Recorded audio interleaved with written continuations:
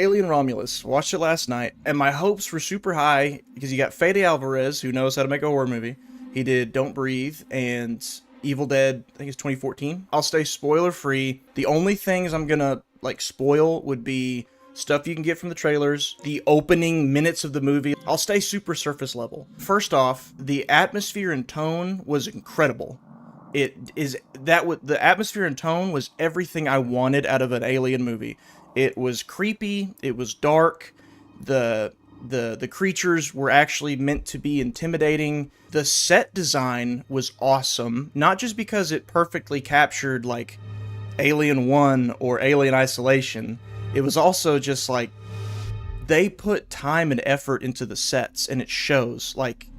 Very rarely were there instances of obvious green screen, which is such a breath of fresh air in Hollywood today, you know? There were several instances where it was oh, this is a fully built set, and it looks really good.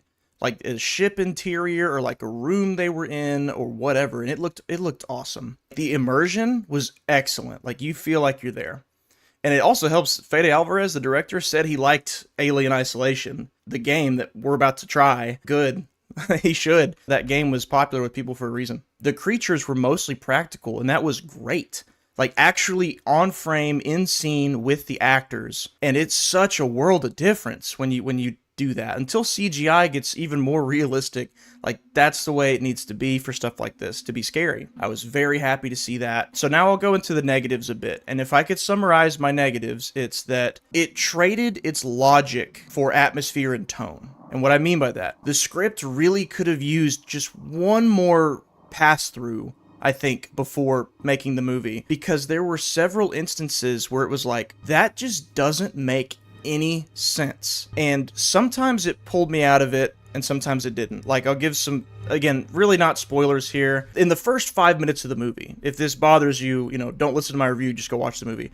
In the first 5 minutes of the movie, when we're just trying to get established, the people are on this mining colony where the company keeps you there, and the only way to leave is to work so many hours for them, and then they allow you to leave. Imagine working for a Walmart in the middle of nowhere, and the only way to get out of there or come is on a Walmart sponsored transport bus. And to earn a ticket on that bus to leave, you have to work so many hours. It's like that. So they're on this planet for Weyland-Yutani, and they're trying to leave, and they all get their hours increased. Or at least the main character does. She's completed her hours, and she's like, hey, I'm ready to go. And they increase her hours, and actually, we need you to stay for another 5 or 6 years. So she's like, And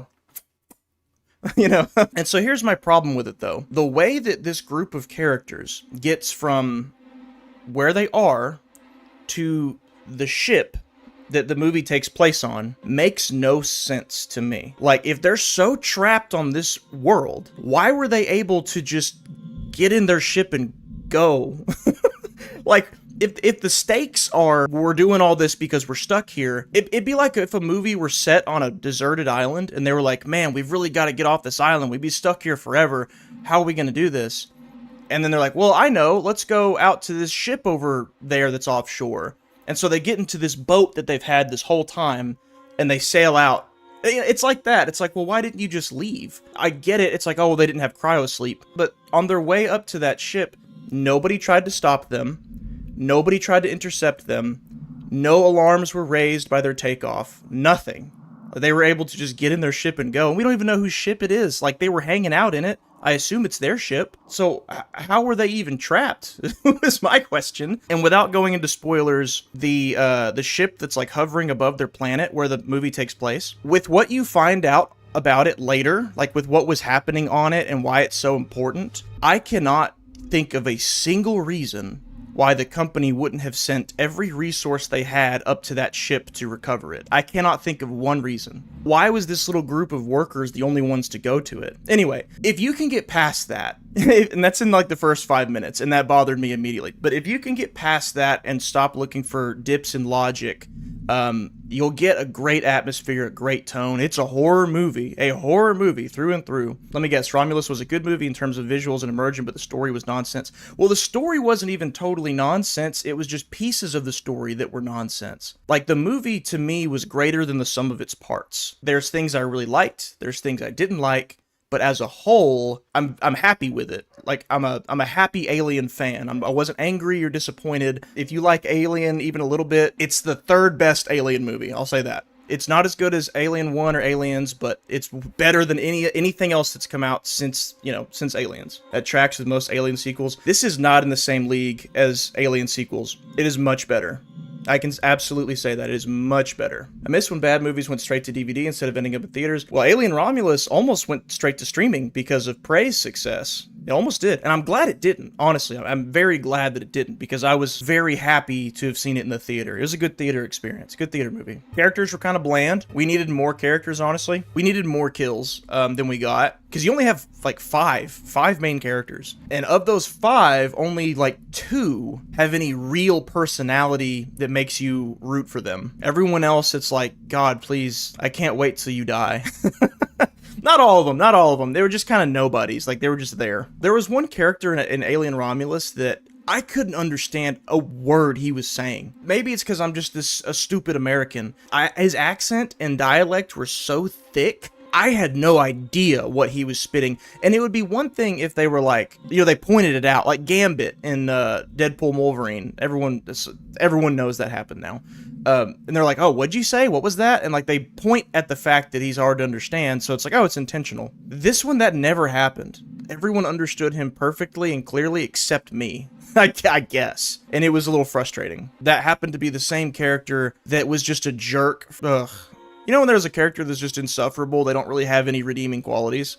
That was him. Not only was he awful to everyone, he also was hard to understand. Yeah, if you like horror movies and you like aliens, I think it's worth it. But let me say right now, again, I'm gonna avoid spoilers at all costs. The third act of the movie will probably be one of the most divisive things that the alien fandom has discussed in the last 40 years. Possibly. Here's my non-spoiler take on it. If you haven't seen the movie yet, remember this when you go in. And if you have seen the movie, you'll know exactly what I'm talking about. To me, the third act of this movie, I would compare it to, stick with me here, Jurassic Park.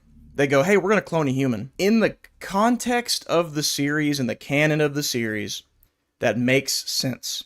Because they're working with gene splicing, they're cloning things, if they're able to make a dinosaur out of broken DNA, imagine what they could do with fully intact DNA of a human, right? Makes sense. They make another person in Fallen Kingdom, and like, I get it. It's a natural progression of where the science fiction goes in the Jurassic Park series. Do I want to see that in a Jurassic Park movie as a fan? No, I don't. I don't want to see that, because Jurassic Park has put down its flag on the foundation of, we're here for dinosaurs, right? We're here for dinosaurs. There's a world of possibilities because of the science fiction, but we're here for dinosaurs. Alien Romulus does something similar to that, in that it's sort of, like, it's got a flagpole, the Alien series does, where, hey, we're here for the xenomorph. We're here for the xenomorph. That's what we want to see. And they do something in the third act that kind of moves you away a bit. Not as much as, like, Prometheus or Alien Covenant. Not even remotely as far as those movies go. Because what was the common response to Prometheus? Where's the xenomorph? Where's the alien? Where is it? Is it going to be in the movie? Wasn't in the trailer. Where's it at? To the point where at the very end they showed like a neomorph, because the Alien franchise planted itself on the xenomorph, says this is what we're about. This is what people come to see. Prometheus didn't give them that. What was the next movie? What'd they do? They put Alien in the title, and they're marketing through the alien at us over and over and over. Like, you see it in broad daylight. And so much of the marketing for Alien Covenant was really like the last 20 minutes of the movie, which was like a mini little alien movie. And they knew that. They're not stupid. They know that people want to see the alien. I hope that's where we stay. We already departed away from the xenomorph. I don't want to do it again. Any pronouns? No messaging. Honestly, no. There's one line of dialogue that's kind of snuck in, but like, it was nothing even remote. I was waiting for it. I was waiting for them to pull something. Nothing. It was like, they said something about, well, humans are a destructive species. You destroy every planet you touch.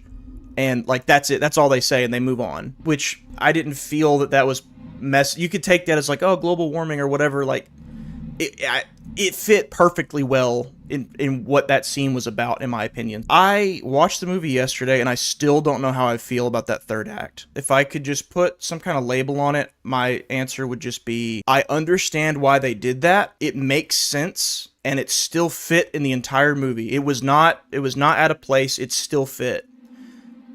Do I want to see more of that in my Alien franchise? Do I want to see more of that in the Alien franchise? I don't really think I do.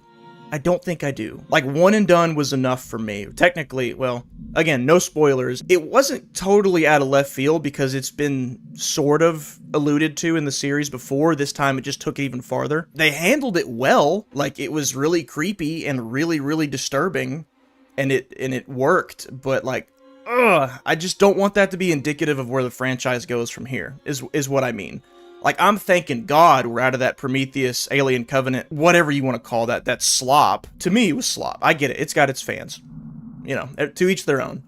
But I'm so happy just to be back to horror roots, boots on the ground, like aliens chasing people in hallways. That's what I want. And that's what I got. That's what I got out of Alien Romulus, so I was happy. And I'll say two more good things about it that are more specific. One is they actually made the facehuggers intimidating. Bravo. If y'all saw my AVP stream, I was talking trash about the facehuggers because I was like, I've never found them scary. They're just weird. This one actually made them intimidating. Well done. And they are very prominent in this movie. Usually you get your one facehugger scene. It's like facehugger, chestburster, go. This one, like, they pop up quite a bit. They don't take the center stage. Don't worry about that. We still have our drone. One of those scenes with really, really, really stupid logic that made no sense happens during a facehugger scene, and if you watch the movie, you'll know what I'm talking about. It was frustrating. That was like the most logically frustrating scene in the whole movie. It's like, what in God's name are you doing right now? Like, that's the stupidest character decision I've ever seen. Anyway, watch the movie, you'll know what I'm talking about. The second nice thing is that they actually gave us, I think, our most interesting android character. Even more interesting than, what's his name? Is it David? I'm gonna stick my face in this egg for science. Humans who get face hugged. Not that bad, Brett. It's not that bad, but it's... it's frustrating. But the android character was so interesting and actually my favorite character of the entire movie. So well done.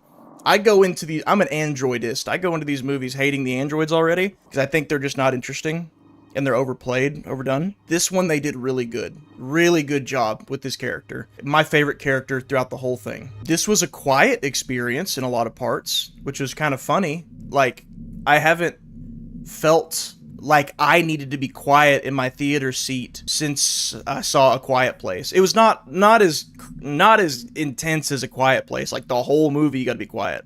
But there were a lot of scenes where it was like, oh, the sound, there's like no sound right now. In a good way. Like, it was cool. We finally got a movie with scenes in outer space where you basically don't hear anything. In space, no one can hear you scream. They take it very seriously in this movie. Now, Alien Romulus made me very happy, but also confused. And I'm cautiously optimistic about where the series goes. And please, God, please, don't dig all the way into what happens in the third act. I don't want to see that as the focal point of the series from now on. I really, really don't. I'm glad we saw it. I'd be fine to see it again, but I don't want that to be the tent pole of the series going forward.